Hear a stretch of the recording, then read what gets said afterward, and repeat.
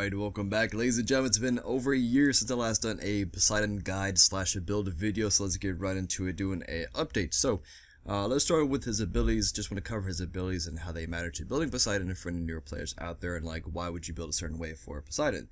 Let's start with his passive. His passive, basically you land basic attacks and it fills up your tide meter.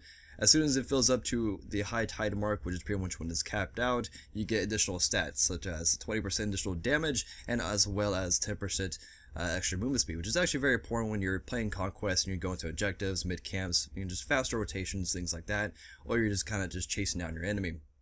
So when you're clearing minion waves, things like that, or doing buff camps, whatever, be sure not to just use your abilities to clear the minions, also throwing some basic attacks in there so you can keep a good tide level. So never forget about that if you really want to maximize your kit.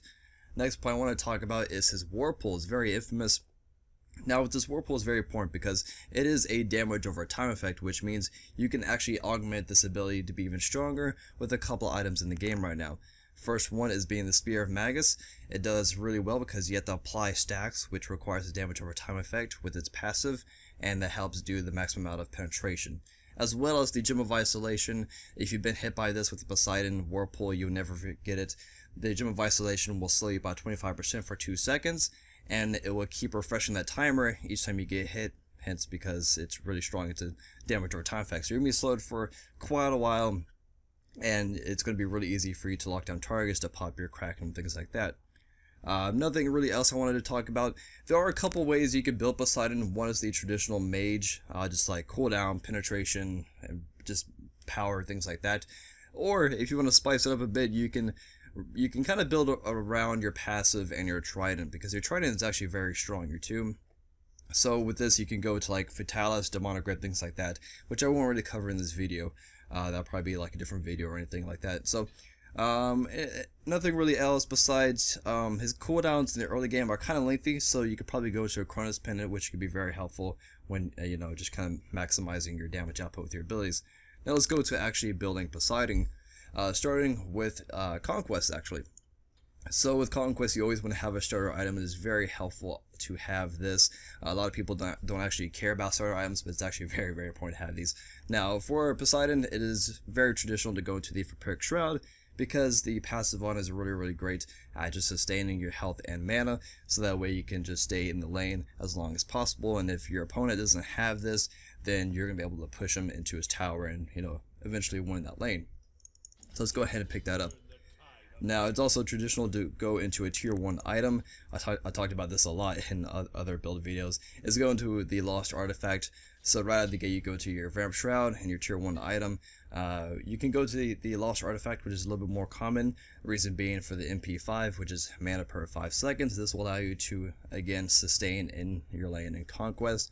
And then after you finish your boots, you go back and finish this into Cronus Pendant or Rod to Hoodie, whichever one you feel like.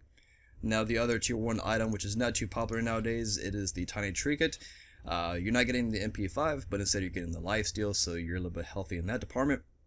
And then you build this up into the Divine Ruin if you want to shut down healers in your lane, or high health regeneration gods, or you're looking for the Polynomicon. If you're going to go with that just basic attack build, you go into Fatalis, Polynomicon, Demonic Grip, things like that, you can do that. Or you can go to Bancroft Sound, which is actually not too popular nowadays. So let's just go with the tier 1 item, Lost Artifact. Like I mentioned before, you want to go into your boots after this point. Shoes of Focus or the Shoes of Magi, it's honestly really up to you. For this purpose, I'm just going to go with the high-powered build, so let's just go with the Shoes of Magi. Picked up our boots. Now let's go back and finish up our Cronus Pendant, because it is a cooldown reduction item, and we get the most benefit out of that stat the sooner we get it. Now if you want to put that off, this would be a great time to go into a stacking item if you really want to. You can go into Warlocks if you want to be a little bit more of a bruiser, well, just a little bit more tanky, I guess, as far as the HP side of things. Or if you want to go into the very high powered item and just overall high powered build, you can go to the Book of Thoth. If not, let's just go into the Cronus Pendant. And then, like I said, the third item slot after boots is pretty much when you go to your stacking item. If you don't want your stacking item, you can go into the Ethereal Staff.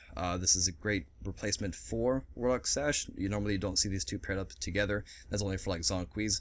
But if you want the power of the Warlocks and you don't want to build up stacks, you just go into Ethereal Staff. But let's say the match is going really fast and it looks like it's gonna, the game's gonna end soon or so. It's about like 20 minutes in or so.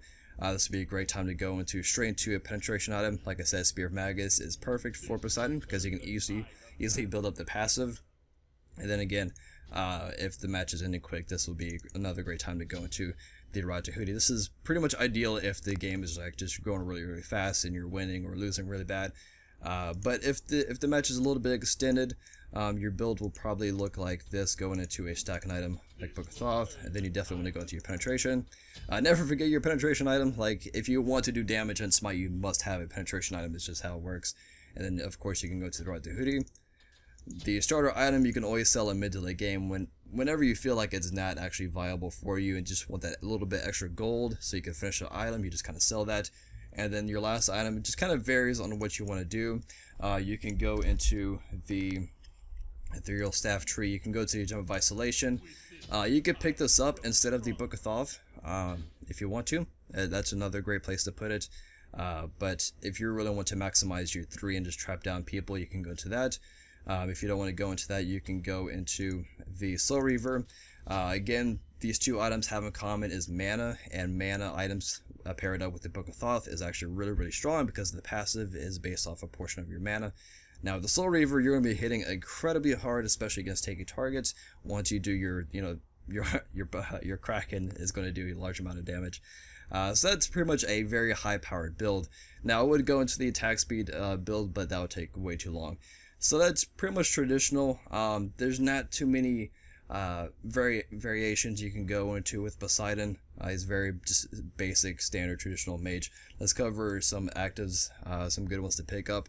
Now, just keep an eye out on the enemy team if they pick up any Aegis, because what they do once they pick up Aegis is they're going to try to Aegis right before you do your Kraken. So you may want to keep in mind when they use their Aegis and kind of keep in mind like the timer on it when they'll be up or not. So that's just a little tip there. Blink, since Blink got nerfed, we don't really see this as a style pick anymore because the cooldown's a lot longer. You used to see like Blink into Krakens was very stylish and insane. Some other good ones, this is obviously Purification Beads. You can never go wrong with beads, being able to break out of CCs and be immune to further ones, as well as the tier 3 greater Purification Beads will also take 3 seconds off of your cooldowns, so that is a really great pickup for that. Assault, always Salvation, and that is pretty much it. If you want to get really crazy, you can probably go into, where's it at actually? I think they took it out. Yeah, they did. Oh, man. I was like, oh, no, there it is. The girdle. I was looking for the girdle. I thought they took out the girdle. But yeah, you can pop this right before you do your 3 ultimate Kraken. This will give you more penetration and a lot more magical power. So if you want to maximize your damage output, you can actually just go into that. But as far as like the build wise, for game modes outside of Conquest, I'll probably be asked this, so I probably want to just cover this real quick. For game modes outside of Conquest, it's pretty much you start with boots for the most part.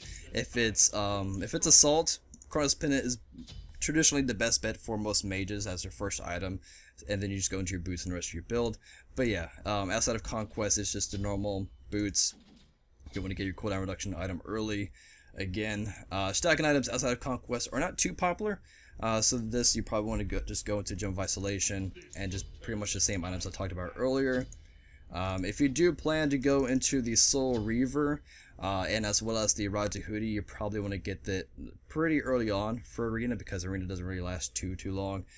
So yeah, and yeah, that's pretty much the same items. It just kind of changes order depending on what game mode you're in. Hope that kind of makes sense. So that's gonna wrap it up for the build video. Hope you guys found it helpful for any newer players out there, and I'll see you guys next time. Peace.